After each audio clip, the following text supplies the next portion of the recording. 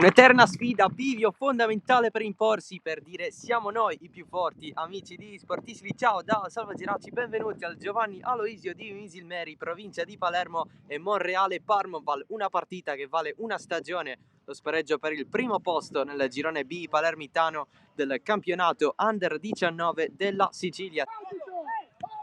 La Parmoval a salire, Chifari sterza verso l'interno, calcia, Chifari traversa, pallone che rimbalza giù, allontana di testa Francesco Parlato, mucchio dentro, pallone anche, colpo di testa doppio per il palo, colpito dalla squadra di Bellingardo.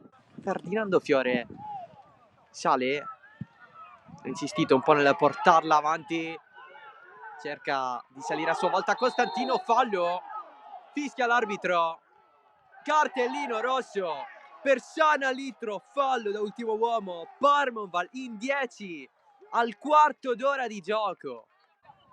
Randazzo con Favata che non intuisce l'aggancio dell'avversario, Uzzo dentro il pallone messo in rete dal Monreale, il gol del vantaggio.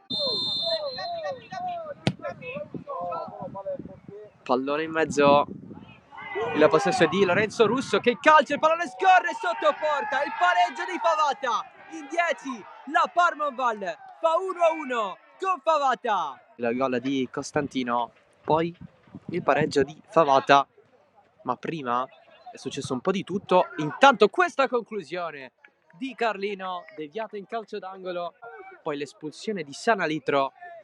Da lì è cambiato un po' tutto. Attenzione ancora alla risposta di Liga su Randazzo. Parte la traiettoria in acrobazia, super gol di Riccardo Parinello. Il Monreale si riporta avanti così, con l'acrobazia, con la giocata personale di Parinello, 2-1. Parinello poi reclama il fallo. Punizione già battuta per la Parmoval. Arriva Gabriele Molinini che se la porta sul sinistro, entra in area Molinini sul fondo, anche questa morbida. Pallone in mezzo, colpo di testa di Labate, occasione assurda per la Parmoval.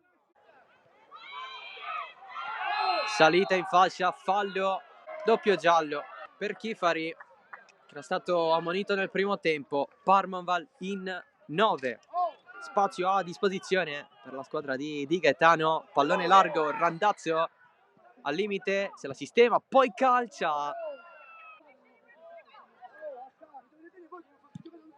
Altra battuta in mezzo, colpo di testa di Mutolo, fuori.